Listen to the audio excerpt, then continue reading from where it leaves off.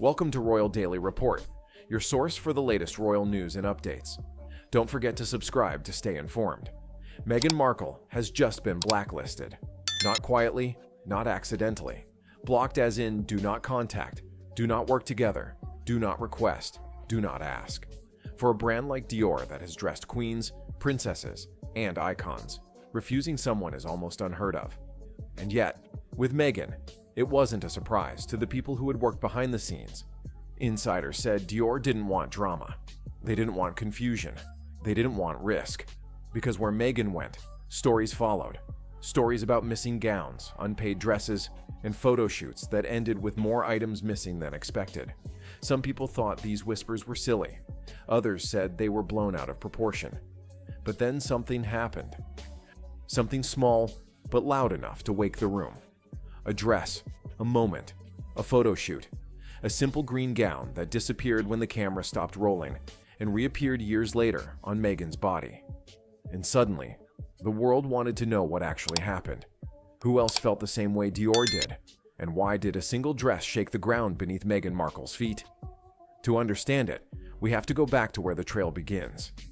It began with a picture. A beautiful polished photograph of Meghan Markle posing in a soft green designer dress during a Variety magazine shoot.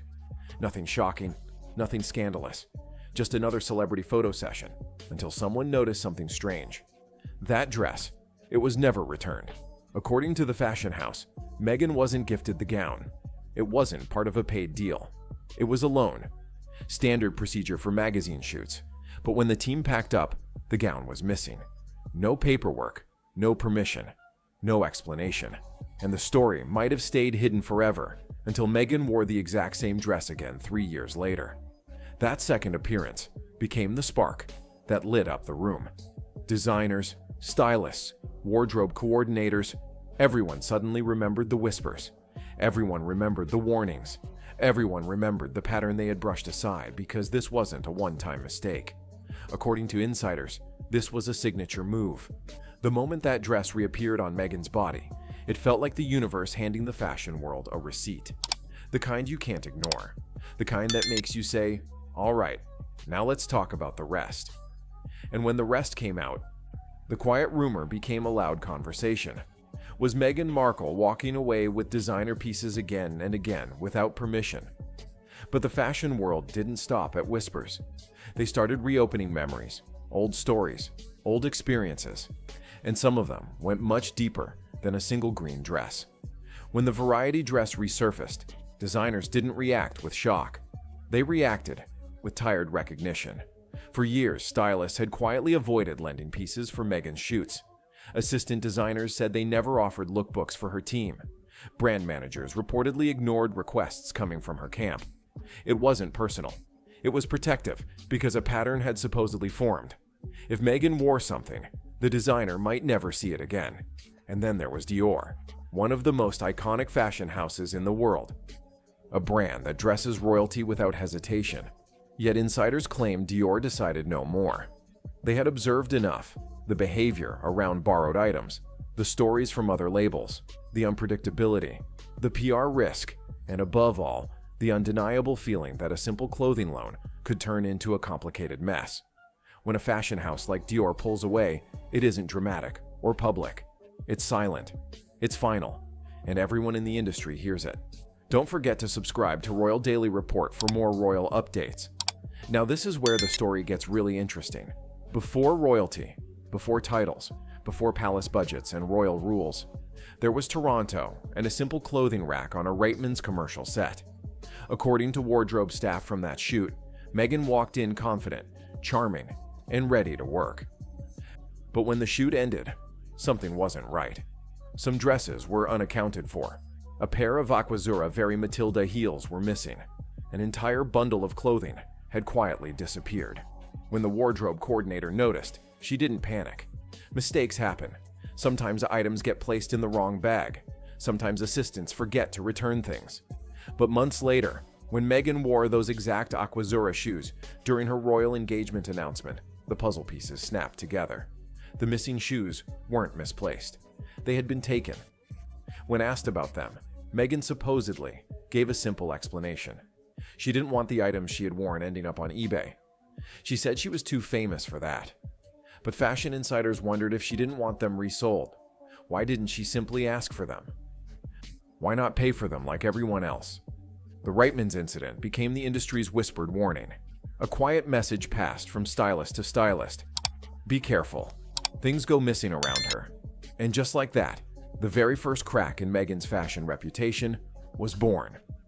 When Meghan stepped into Kensington Palace, she wasn't entering just another film set. She was stepping into a world built on rules. Old rules. Strict rules. Rules that every royal woman before her had followed without question. But insiders say Meghan arrived carrying a Hollywood mindset. If a designer offers clothing, it's a perk. If a brand wants you to wear their pieces, you're doing them a favor. Except that's not how royalty works at all. The royal family does not accept freebies. Not clothing, not jewelry, not accessories. Everything must be purchased, logged, cleared, and accounted for. It's a system designed to prevent scandals. But within weeks, sources said Meghan began requesting designer gifts, something that was completely against protocol. When staff reminded her of the rules, the reactions were sharp. According to insiders, she pushed back. She insisted. She argued. She believed exceptions were being made for her, and that more should follow. That's when palace aides realized something uncomfortable. This wasn't just about a misunderstanding. This was a pattern. Clothing wasn't returning to designers. Borrowed pieces weren't accounted for. Requests were being made that the palace physically could not allow. Some staff tried to explain patiently. No member of the royal family accepts gifted clothing. But Meghan, according to word from the inside, saw these regulations as outdated barriers that shouldn't apply to someone with her Hollywood background. This was the moment the palace began to brace itself. They didn't expect what came next. They didn't expect how quickly the wardrobe issue would grow. Because if Toronto was the opening act and the green variety dress was the spark, Kensington would soon become the place where everything erupted. When Meghan officially became a working royal, Prince Charles took on a formal responsibility. He would fund the wardrobes of his sons' wives while they performed duties on behalf of the crown. It was a long-standing system, logical and simple. But according to financial records and insider accounts, Meghan's clothing expenses skyrocketed so dramatically in her first year that the palace couldn't ignore it. While Princess Catherine spent around $100,000 on clothes for a full year, covering tours, events, state functions, charity engagements, Meghan's wardrobe spending approached $1 million, nearly 10 times Catherine's total in a single year with fewer engagements. Insiders say Charles was both shocked and concerned, not because he couldn't afford it, but because of what it signaled. Why were so many items needed? Why were so many pieces never worn again? Why were some designers calling back asking when their items would be returned? Something wasn't adding up. Sources say Charles decided it was time to address the issue directly, not as a confrontation, but as a gentle conversation about royal protocol, expectations, and boundaries. But according to staff who witnessed the aftermath, Meghan did not appreciate being corrected. She reportedly felt targeted. She felt controlled. She felt misunderstood. What Charles had hoped would be a delicate reset became instead a widening crack in the relationship. Behind closed doors, courtiers whispered that Meghan did not like being told no. And every time someone tried to guide her on royal rules, the walls between her and the institution grew taller. But the wardrobe issue didn't stop there. Because while Charles dealt with the financial fallout, another storm was brewing.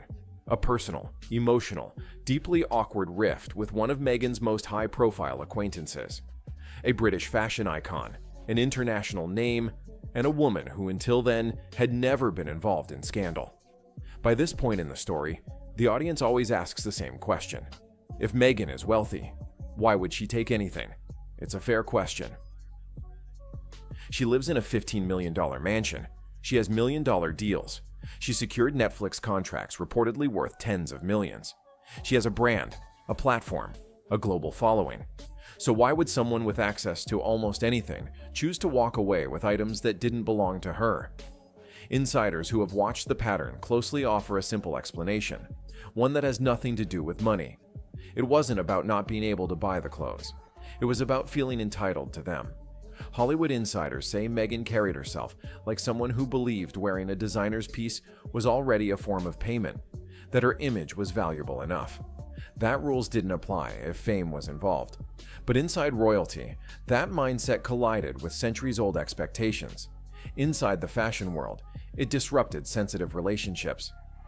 Inside Kensington, it crossed personal emotional boundaries. The issue wasn't financial. It was behavioral. And once people realized that, they stopped trying to make sense of it. That's all for today's Royal Daily Report.